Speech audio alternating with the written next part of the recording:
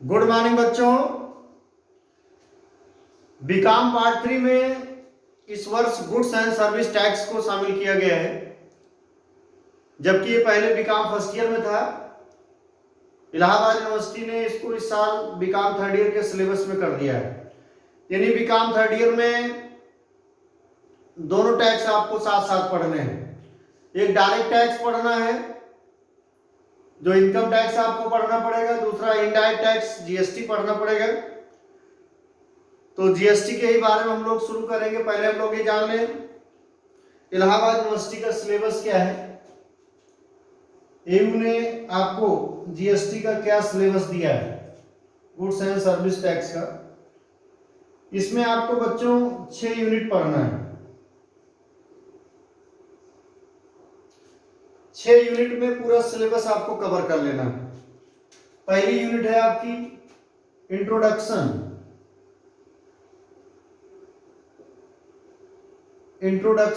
And basic concept of goods and service tax. Unit number 1 का नाम है introduction and basic concept of GST, goods and service tax.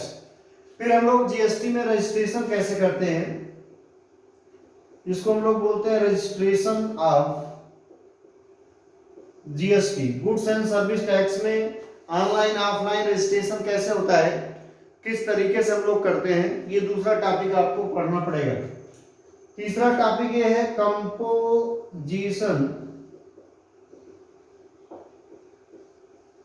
Composition levy. अभी मैं पढ़ाऊंगा composition levy क्या होता है। पहले हम लोग यूनिट जान लें कि कितने यूनिट में आपको पढ़ लेना है। फिर चौथी यूनिट में हम लोगों को पढ़ना है इनपुट टैक्स क्रेडिट, यानी शॉर्टकट में इसको हम लोग बोल सकते हैं आईटीसी, इनपुट टैक्स क्रेडिट। ये बहुत ही इंपॉर्टेंट चीज है, इसको अभी आपको बताना पड़ेगा, जानना पड़ेगा।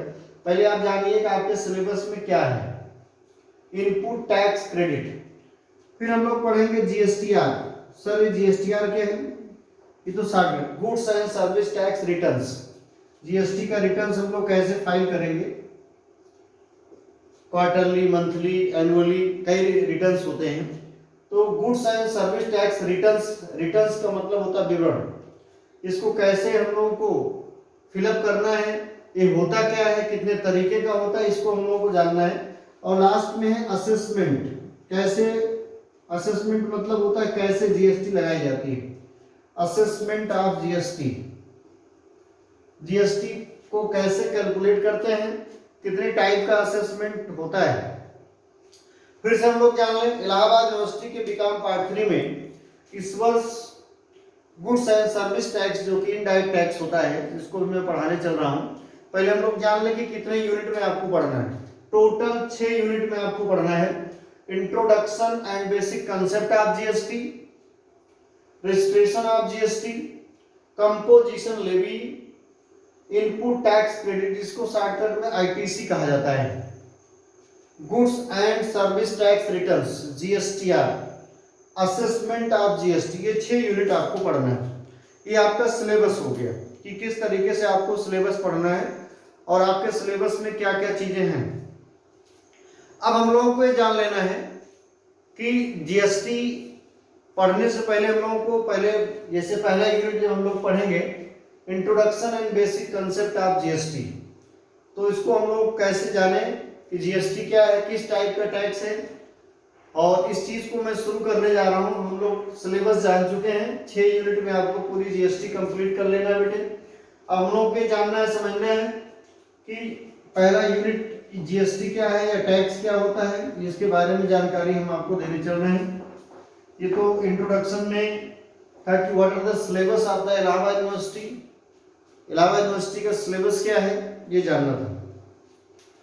अब हम लोग पहला यूनिट पढ़ेंगे, यूनिट 1। यूनिट 1 क्या है, इंट्रोडक्शन एंड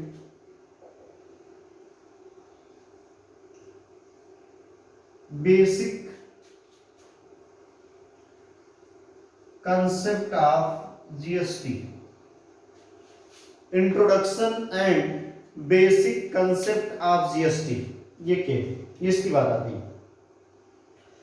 इंट्रोडक्शन की बात अगर हम लोग सबसे पहले इस दोनों भी जो भी पॉइंट आप देखने चल रहे हैं, हाईलाइट कर रहा हूं मैं, introduction and basic concept of GST, इसमें हम लोगों को एक चीज जान लेना है बच्चों कि जीएसटी किस टाइप का टैक्स है और टैक्स क्या होता है, इसको भी हम लोगों को जानना है। इसमें सबसे पहला पॉइंट हम लोग पढ़ेंगे इंट्रोडक्शन वाला part, introduction of tax. Tax का थोड़ा सा इंट्रोडक्शन हम लोग जानें। बेटा जो टैक्स होता है सरकार का, गवर्नमेंट का एक रेवेन्यू, गवर्नमेंट का एक रेवेन्यू होता है, इसको हम लोग जान लें। ये गवर्नमेंट का एक रेवेन्यू है, कंपलसरी पेमेंट है, जिसको हमको आपको सबको करना है। ये बात, जिस देश का नमक हम लोग खाते हैं, जिस देश का हम लोग संसाधन यूज करते हैं, रोड हो गया, वाटर हो गया, गैस हो गया, ट्रांसपोर्ट हो गया, वस्तु और सेवा हो गई, जिस देश में हम लोग सेवा लेते हैं उस देश की वस्तुओं का उपभोग करते हैं, तो वहां हमको टैक्स देना पड़ेगा। तो टैक्स को एक कंपलसरी पेमेंट बताया जाता है, जिसको हम लोग जान लें। कंपलसरी पेमेंट है जो सरकार को आपको देना पड़ेगा, आपको मतलब पब्लिक को देना है हर हाल में, इसको हम लोग कंपलसरी पेमेंट मान लें। ये बात हम लोगों को ध्यान रखना है, कंपलसरी, कंपलसरी पेमेंट।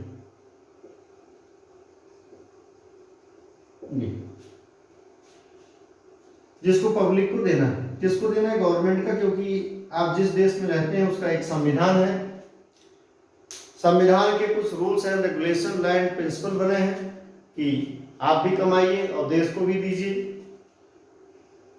ये बात आपको ध्यान में रखना है।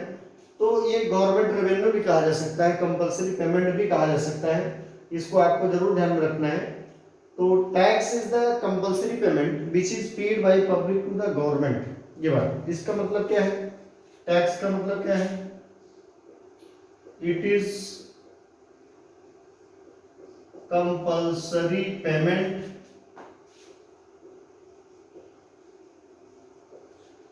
it is compulsory payment which is paid by public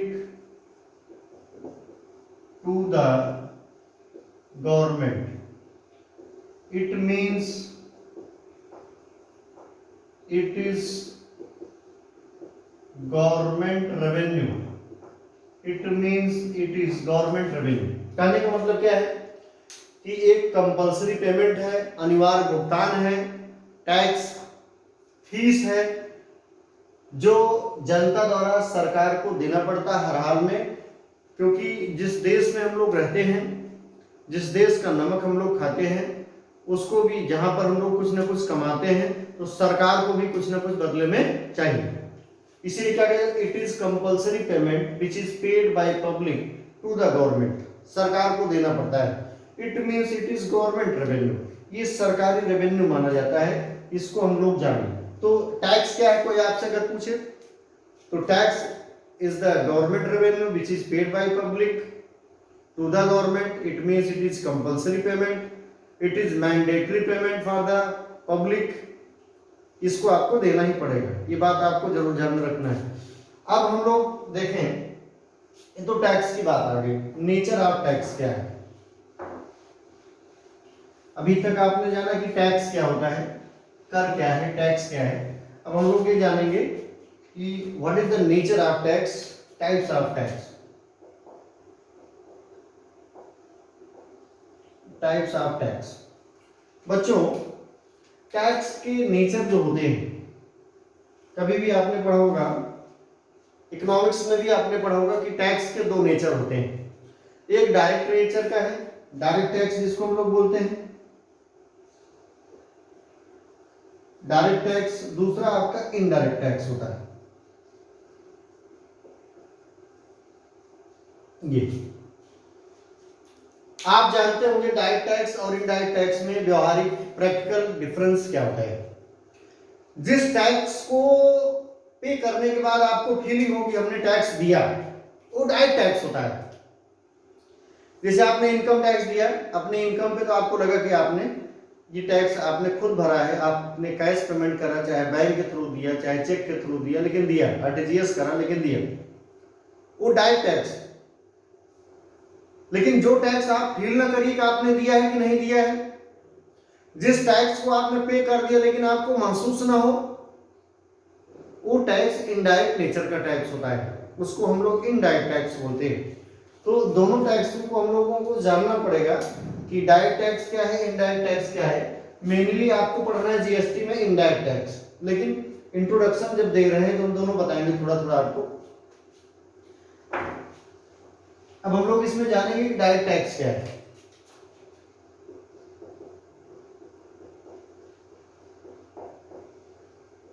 direct tax, direct tax के बारे में फिर से हम लोग एक डायग्राम छोटा सा देखते हैं। ये एक ऐसा पेमेंट होता है टैक्स का जो किसी भी पर्सन को देना पड़ता है। किसको देना पड़ेगा? सरकार। मैंने बताया किसी व्यक्ति की, जब किसी व्यक्ति द्वारा इस टैक्स को पे किया जाए, जिसका नेचर नॉन शिफ्टिंग होता है। नॉन शिफ्टिंग नेचर आप समझते हैं, जिसको हम लोग महसूस, जिसको हम लोग कहीं शिफ्ट ना कर सके, non shifting, non shifting nature, ये शिफ्ट नहीं हो सकता।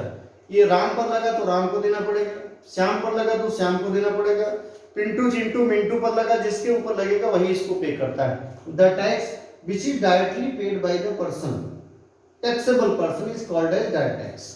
ये बात आपको ध्यान रखना। It cannot be shifted to the third parties because it is non-shifting in nature। इसको शिफ्ट नहीं किया सकता, ये बात आपको ध्यान रखना।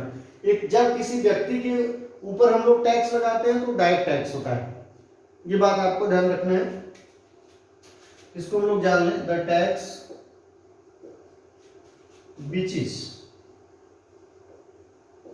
imposed on a person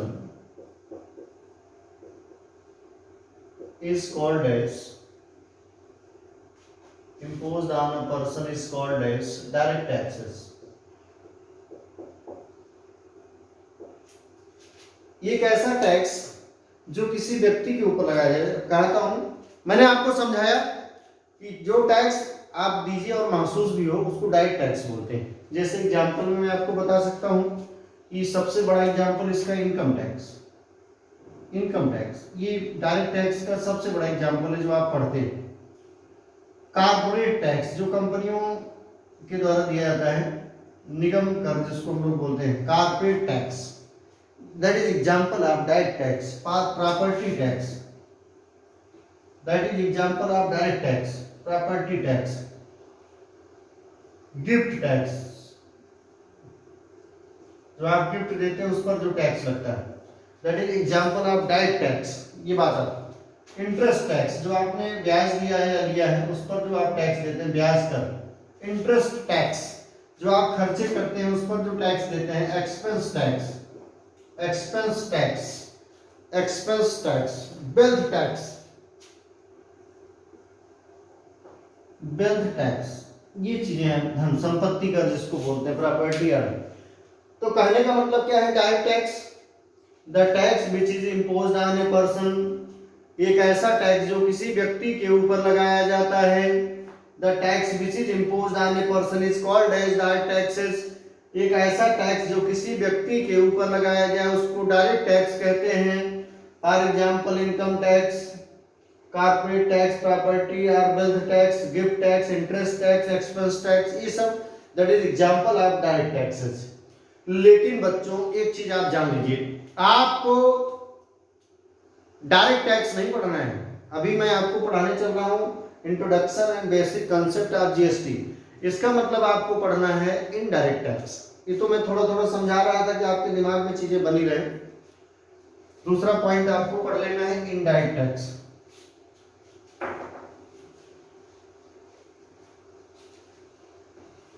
indirect tax, ये डायरेक्ट टैक्स था आपका जिसको आपने देखा। अब हम लोग पढ़ते हैं इनडायरेक्ट टैक्स। दूसरा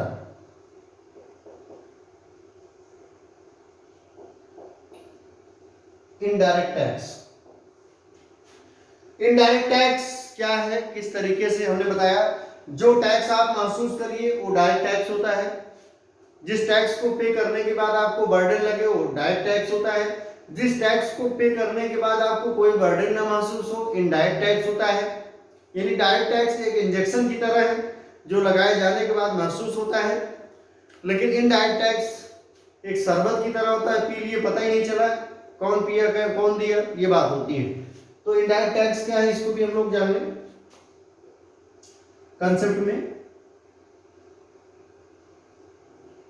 ये भी टैक्स का एक पार्ट है जो किस पे दिया जाता है, या तो गुड्स पर या तो सर्विस पर, वस्तु और सेवा, वस्तु और सेवा, गुड्स एंड सर्विस, ये सरकार को आप लोग पे करते हैं, हम लोग सब, दुनिया का हर इंसान लगभग आप जान लीजिए 55% इनकम इनडायरेक्ट टैक्स है गवर्नमेंट का इंडिया में। जो टैक्स गुड्स और सर्विस पर दिया जाता है, ये टैक्स सरकार को आप पे करते हैं गुड्स एंड सर्विस पर, वस्तु और सेवा पर, और दुनिया का हर इंसान देता है, हर इंसान पब्लिक देती है, पे करती है। कोई ऐसा आदमी नहीं है, आप, मैं कह रहा हूं कि आप बच्चों, आप जब बड़े होते हो, छोटे रहते हो, आप कपड़े खरीदते हैं, कॉपी खरीदते हैं, किताब खरीदते हैं, पेंसिल खरीदते हैं, मोटर बाइक खरीदते हैं, कंप्यूटर खरीदते हैं, लैपटॉप खरीदते हैं, मोबाइल खरीदते हैं, देश भर के इलेक्ट्रॉनिक सामान खरीदते हैं, और आप टैक्स हमेशा दिए रहते हैं। लेकिन अगर कोई आपसे पूछ ले कि आपकी उम्र 5 साल है, आपने टैक्स दिया है कि नहीं दिया है, तो आप कहेंगे हम टैक्स कहाँ दिए हैं, पागल हो गए हो क्या तुम, हम टैक्स देंगे, अभी हमारी उम्र 5 साल है। हाँ दिए हैं, आपने टैक्स दिया है, 100% आपने टैक्स दिया, लेकिन आपको महसूस नहीं हुआ। इसीलिए इनडायरेक्ट टैक्स एक ऐसा टैक्स होता है जिसको महसूस नहीं कर सकते हम लोग। ये बात, the tax which is paid by public to the government on the goods and services is called as indirect tax. It is shifting in nature. इसका नेचर जो होता है ये शिफ्टिंग नेचर का होता है। सर शिफ्टिंग नेचर क्या है?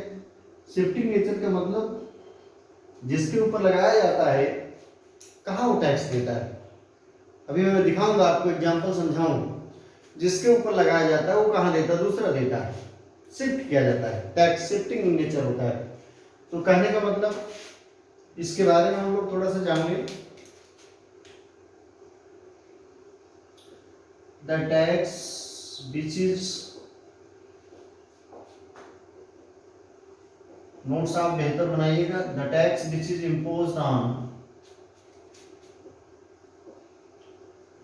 Goods and services, the tax which is imposed on goods and services is called as indirect taxes, is called as indirect taxes। ऐसा टैक्स जो, एक ऐसा टैक्स जो गुड्स एंड सर्विसेज पर लगाया जाता है उसको हम लोग इनडायरेक्ट टैक्स कहते हैं, is called as indirect taxes. इनकी बड़ी लिस्ट है, इनडायरेक्ट टैक्स की बहुत बड़ी लिस्ट है। इनकी लिस्ट का मतलब ये है कि जब हम लोग इनडायरेक्ट टैक्स का एग्जांपल देखते हैं ये, तो काफी टैक्स, जैसे इंटरटेनमेंट टैक्स, मनोरंजन कर, अगर आपसे कोई पूछे कि इंटरटेनमेंट टैक्स कौन सा टैक्स, इंटरटेनमेंट टैक्स, मनोरंजन जो आप मूवी वगैरह देखते हैं, that is example of indirect taxes. Entry fees या एंट्री टैक्स, एंट्री फीस या एंट्री के नाम पर जो प्रवेश शुल्क लगता है ये इनडायरेक्ट टैक्स है। Customs and excise duty, that is example of indirect tax. Custom, export import पर जो टैक्स लगते हैं ये। लग्जरियस गुड्स पर जो टैक्स हम लोग पे करते हैं, लग्जरी टैक्स। एडवर्टीजमेंट पर जो टैक्स लगता है, एडवर्टीजमेंट विज्ञापन, एडवर्टीजमेंट। रोड टैक्स, रोड पर चलने के लिए भी टैक्स देना पड़ता है, road tax. Transport tax, transport tax. Registration and, जो आप रजिस्ट्रेशन वगैरह कराते हैं रजिस्ट्रेशन से जुड़े जितने भी टैक्स हैं उनको आपको ध्यान रखना है। And stamp duty, registration and stamp duty, ये सब किसके एग्जाम्पल है? Indirect tax.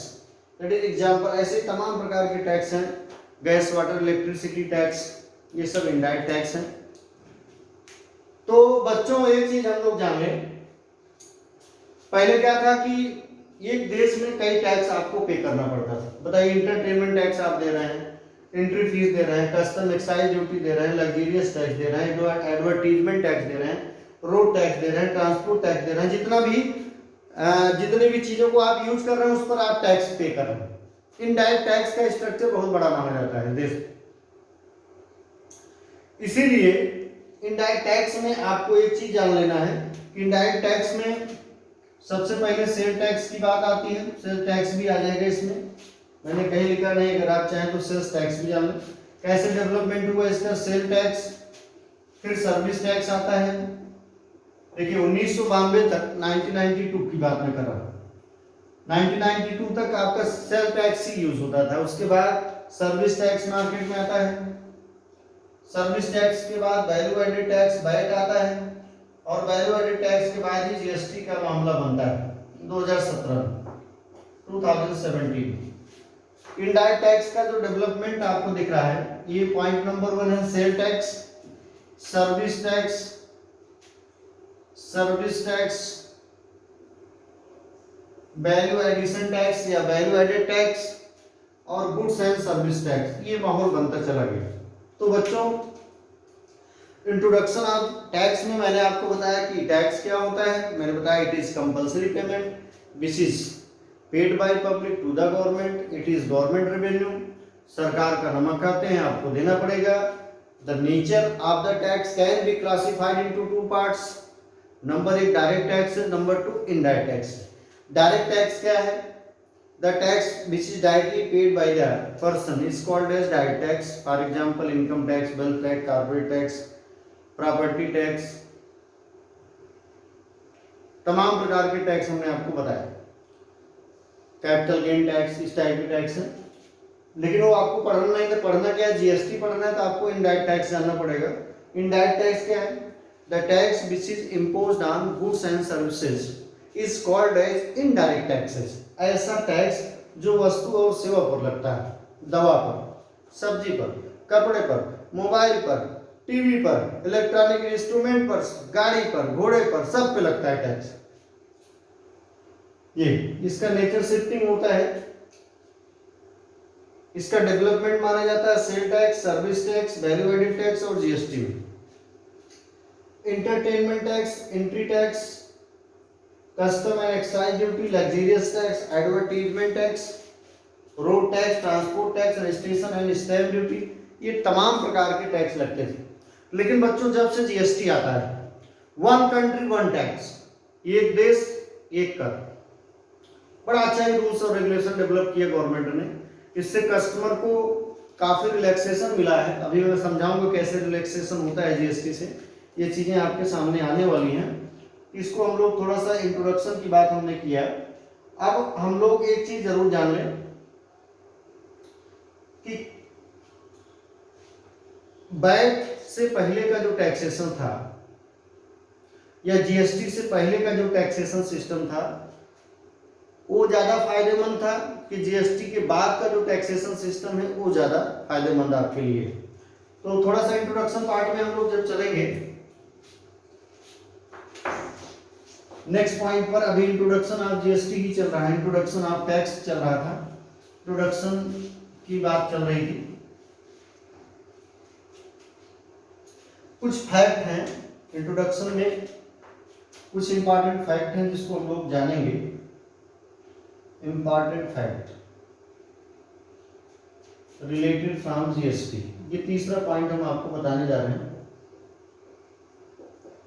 Important fact related from GST, कुछ इंपॉर्टेंट फैक्ट हैं जो जीएसटी से जुड़े गए हैं जिसको हम लोगों को जानना पड़ेगा।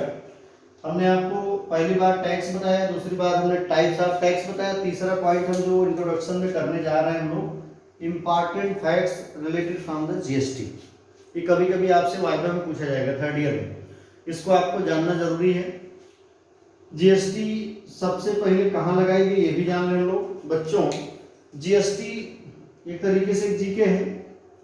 जीएसटी का सबसे पहले यूज जो होता है वो 1954 में होता है, वो भी कहाँ होता है, फ्रांस में। इस बात को हम लोगों को जान लेना जरूरी है।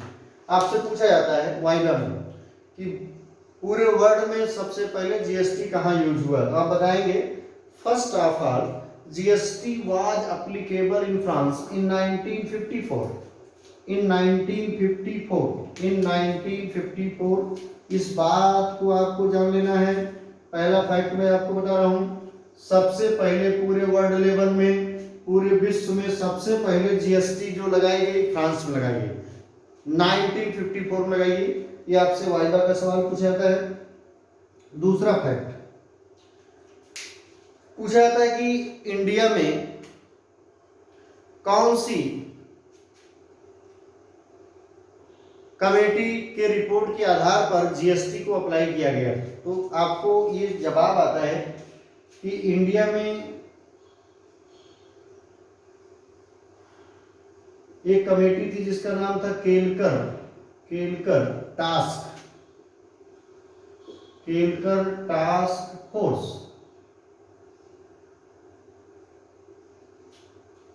नाम ध्यान से सुन लें। In India GST was applicable on the suggestion of Kelkar task force report. जब केलकर टास्क फोर्स की रिपोर्ट आती है भारत में, तब जीएसटी का एप्लीकेशन होने की बात शुरू होती है इंडिया में, ध्यान रखिए। इसीलिए पूछा जाता है कि भारत में सबसे पहले जीएसटी के लिए किस कमेटी ने अपना रिपोर्ट दिया, तो जीएसटी के लिए भारत में सबसे पहले केलकर टास्क फोर्स कमेटी ने अपना रिपोर्ट दिया। पहला जीके क्या था इसका, ये मैं वाइवा वाले सवाल बता रहा हूं, क्योंकि इंट्रोडक्शन चल रहा है। इंट्रोडक्शन में ये सब चीजों को जान लेना जरूरी है। अभी मैं फिर से रिवाइज भी कराऊंगा। जीएसटी वर्ल्ड लेवल पर सबसे पहले फ्रांस में 1954 में, इंडिया में केलकर टास्क फोर्स रिपोर्ट के आधार पर। तीसरी बात ये भी हम लोग जान लें, इंडिया में इसका एप्लीकेशन कैसे शुरू हुआ। आप जानते हैं बहुत पहले की बात है, जब गवर्नमेंट भाजपा की थी 2010 के करीब, पी चिदम्बरम साहब ने भी इसका सजेशन दिया था, लेकिन बीजेपी वाले इसको इग्नोर कर दी और बाद में बीजेपी वाले ही इसका एप्लीकेशन करते हैं, भारतीय जनता पार्टी वाले। 8 सितंबर 2016 में जीएसटी का सबसे पहले प्रयोग किया गया भारत में, बीजेपी के गवर्नमेंट में। उस समय नरेंद्र मोदी पीएम थे, आप जान रहे हैं आज भी पीएम है। तो इंडिया में इसका एप्लीकेशन भारतीय संविधान में इसको जोड़ना पड़ा। इंडिया में आपको पता होगा कि इंडियन कॉन्स्टिट्यूशन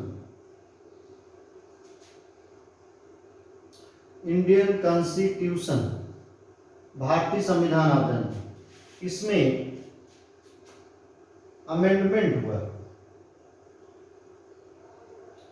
और अमेंडमेंट का नंबर क्या था, 101 नंबर का जो अमेंडमेंट हुआ 101। ये अमेंडमेंट किया गया 8 सितंबर 2016, ध्यान रखिएगा। In Indian constitution there was adjustment in Indian Constitution by the new amendment of 101 as on 8 September 2016। और ध्यान रखेंगे 8 सितंबर 2016 को भारतीय संविधान में 101वां संशोधन करके एक नया आर्टिकल एडजस्ट किया गया, आर्टिकल्स 246A।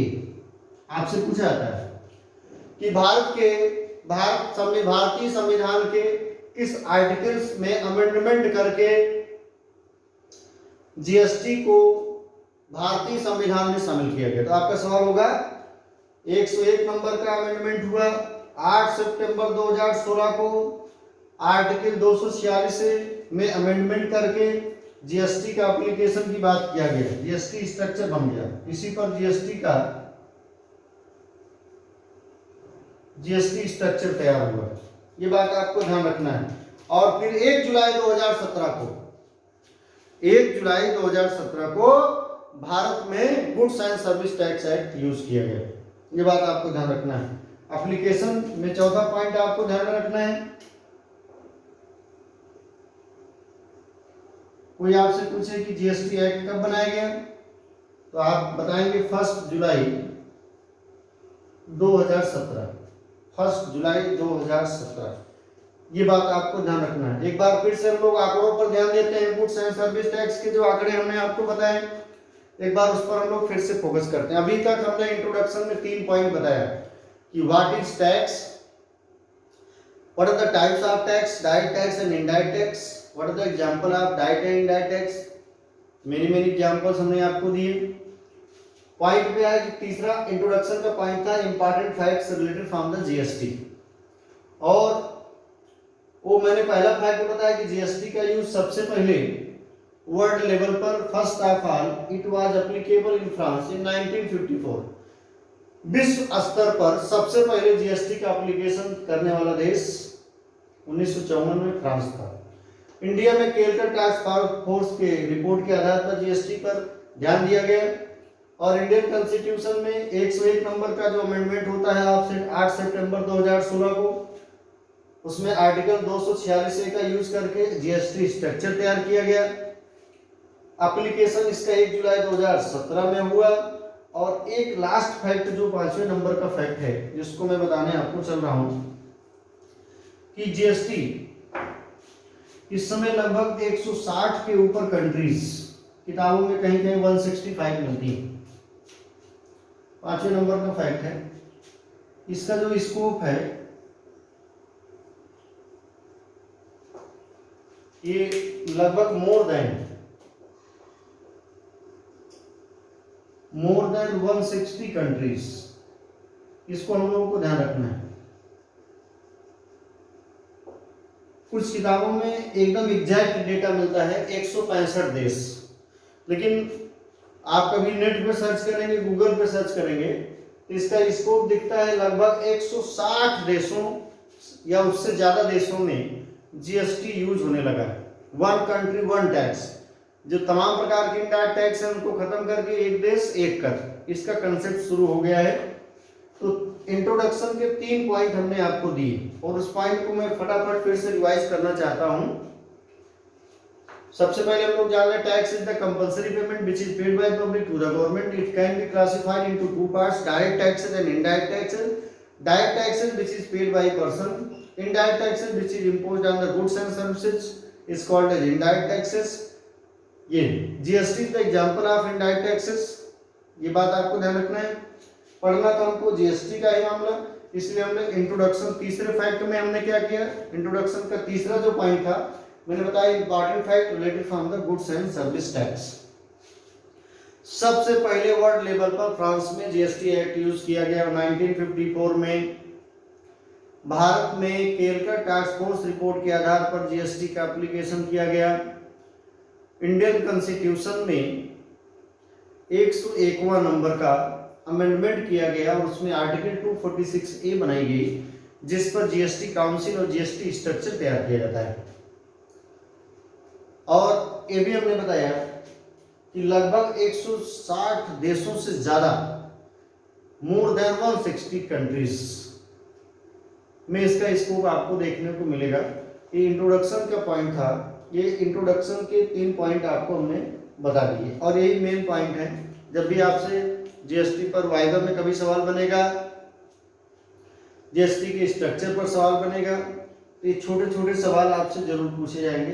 अब हम आते हैं सिलेबस पर, थोड़ा सा हम लोग जाने कि जीएसटी क्या है, ये बात आपको ध्यान रखना है। ये तो introduction, basic concept, basic concept पर हम लोग आते हैं।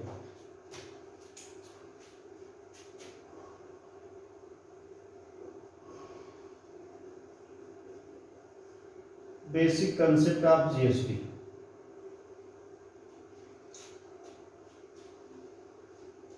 आप जान ही रहे हैं कि जीएसटी इनडायरेक्ट टैक्स है, जिसको मैंने आपको बता ही दिया। जीएसटी इनडायरेक्ट टैक्स है, जिसको एक देश एक कर का कंसेप्ट यूज हुआ 1 जुलाई 2017 से भारत में। थोड़ा सा हम लोग ये जान लें कि गुड्स और सर्विस में कोई फर्क होता है। जी सर, गुड्स और सर्विस में फर्क होता है। ये कंसेप्चुअल बात। गुड्स में जब हम कोई चीज बनाते हैं तो उसका मटेरियल की कॉस्ट ऐड की जाती है। जैसे मान लीजिए मटेरियल की कॉस्ट 100 रुपये, लेबर कॉस्ट भी ऐड होता है 30 रुपये, अदर एक्सपेंस जिसको ओवरहेड हम लोग बोलते हैं 20। ये बात है। लेकिन बेटा सर्विस में मटेरियल बड़ा मैनुअल होता है। गुड्स और सर्विस में फर्क होता है। गुड्स में मटेरियल भी आता है, लेबर कॉस्ट भी आती है, ओवरहेड की कॉस्ट भी आती है। लेकिन जो सर्विस होता है, सर्विस में मटेरियल कॉस्ट या तो नील होती है या तो बड़ी मैनुअली होती है, बहुत कम होती है। इसका मतलब सर्विस में लेबर कॉस्ट सबसे हाई मानी जाती है। ये बात जैसे मान लीजिए, या ओवरहेड की कॉस्ट आ सकती है, अदर एक्सपेंस जिसको हम लोग बोलते हैं एडवर्टाइजमेंट, यानी ये सर्विस कॉस्ट। तो गुड्स और सर्विस में फर्क किसका है? मेनली फर्क होता है मटेरियल। ये बात आती है। Material, labour and overheads is the main elements of goods, but labour and overhead is the main elements of the service. ये बात आपको ध्यान रखना है। नहीं तो जीएसटी को सीखने के लिए आपको गुड्स और सर्विस दोनों जानना पड़ेगा। तो व्हाट इज गुड्स, टेक्निकल शब्द आएंगे, कमर्शियल टर्म्स आएंगे, टैक्सेशन के टर्म का यूज होगा, शब्दावलियों का प्रयोग होगा, जिसको हम लोगों को प्रॉपर वे में समझना पड़ेगा। तो हम लोग जानेंगे कि गुड्स और सर्विस में क्या फर्क होता है। अब हम लोग कंसेप्ट की बात करने चल रहे हैं। वैल्यू एडेड टैक्स के बारे में हम लोगों ने सुना था। बैट का ही एक फॉर्म बना दिया गया जीएसटी के रूप में। हम लोग यही दोनों देखेंगे। बड़ा अच्छा जीएसटी के बारे में हम लोग देख लें। कंसेप्ट ऑफ जीएसटी में